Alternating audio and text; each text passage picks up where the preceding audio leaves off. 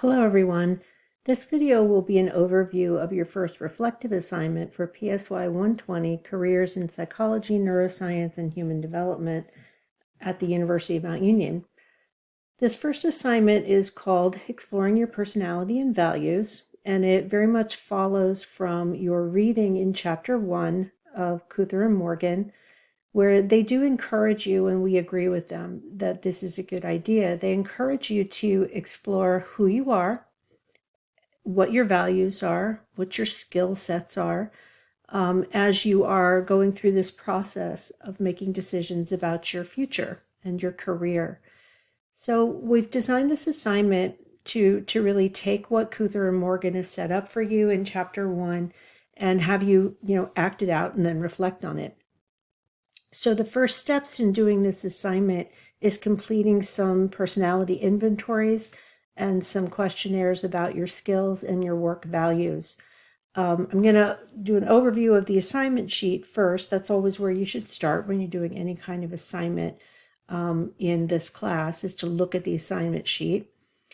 What you're going to produce after you've completed the inventories, the questionnaires, is you're going to write a reflective essay, and the essay should include summaries of your personality questionnaires, the Holland and the personality trait checklist, a summary of your findings from the skills inventory, a summary from the work values inventory, and then a conclusion that talks about what this tells you about the kind of work you might see yourself doing later on.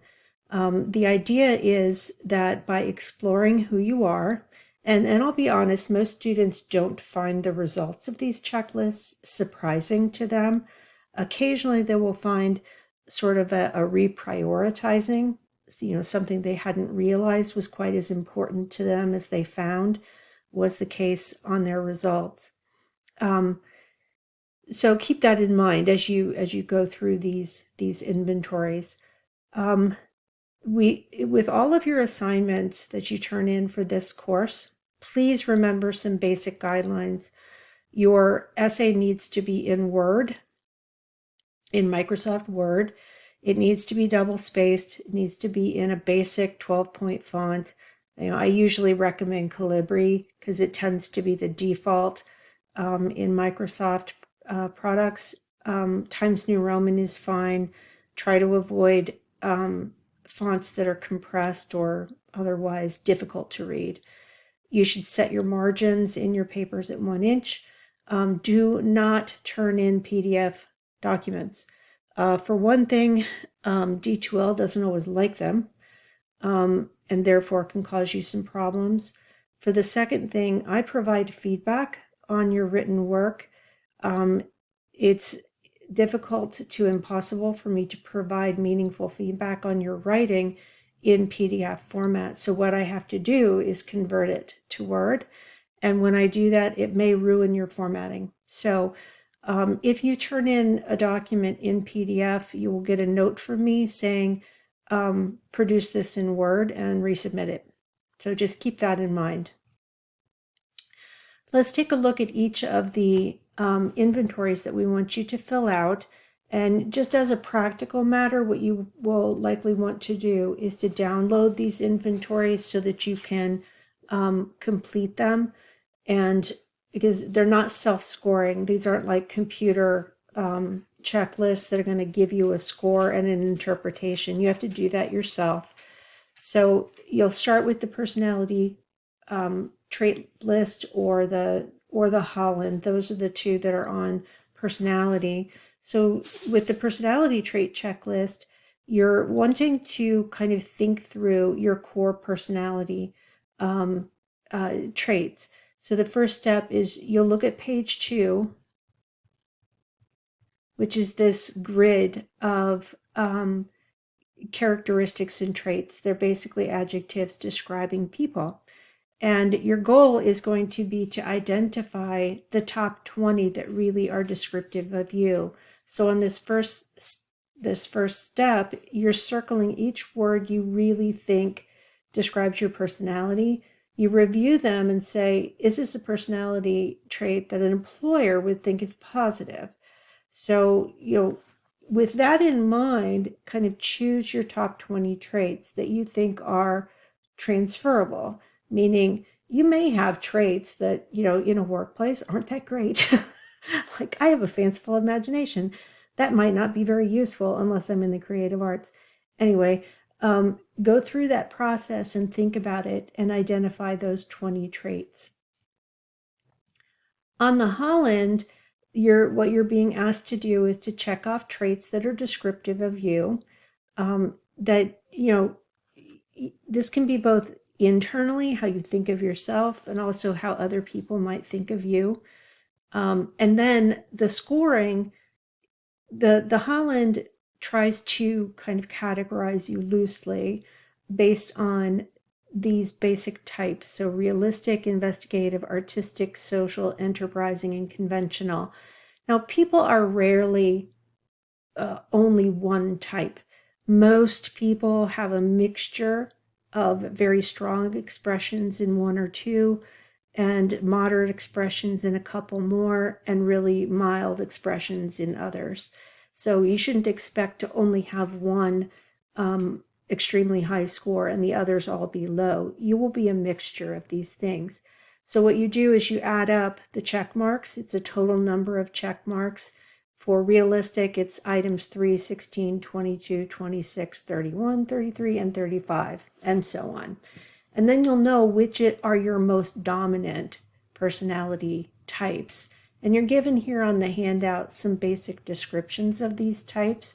I wouldn't read those before you fill out the checklist because it can bias your responding.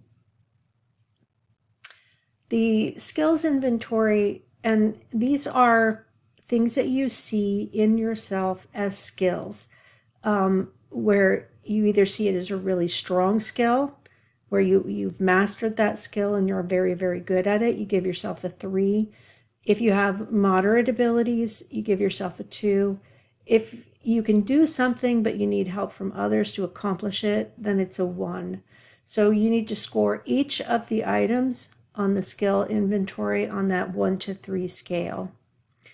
And it's fairly lengthy, but it should help you to identify what your skills are.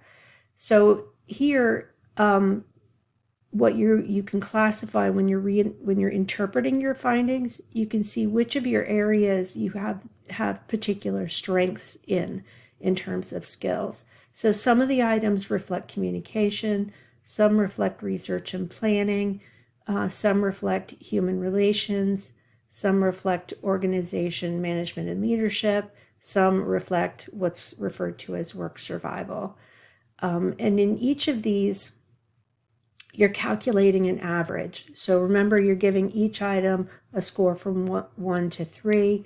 You're going to add up the items in each area and then divide by the number of items in that section.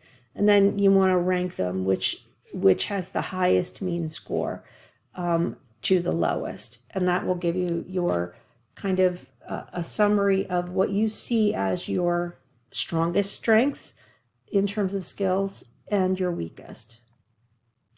Finally, there's the work values inventory. And here, what we're encouraging you to think about is values that you think are reflective of your work. So I know we've all done, or most of us anyway, have done jobs that had nothing to do with our values as people. Like, I've worked at McDonald's. I didn't enjoy it. It means nothing in terms of who I am. But my work as a professor, that very much is consistent with my values as a person. So one thing that you can do to kind of explore your beliefs and your ideas about your career path is to think about the things that are of most importance to you. So what you do, you're going to rate on a scale from 1, which is unimportant, to 5, which means very important, each of the items. And each of these items reflects various aspects of work and values that can be communicated through that work. And when you get done, you then can score. Like some of the other instruments, certain items reflect certain values. So for example, items 15, 16, and 45 are reflective of creativity. So you create a total score. After you've got all of your totals, then you can find out what's the highest and rank them from high to low. Okay? So just to review, what you're going to turn in, what you're going to upload after you do all of the questionnaires, you're going to upload an essay. I don't need to see, scanned copies of the completed instruments. It should be evident from your descriptions in the essay that you've actually completed them. You need to summarize in one paragraph the 2 personality questionnaires. You need to summarize the skills inventory in one paragraph and the work values inventory in one paragraph, and then reflect on what those findings might tell you about the work you would like to see yourself doing in the future, and what it teaches you about yourself. This is that introspective, intrapersonal awareness. How does that fit into your decision making? So that concludes my overview of assignment 1, exploring your personality and values.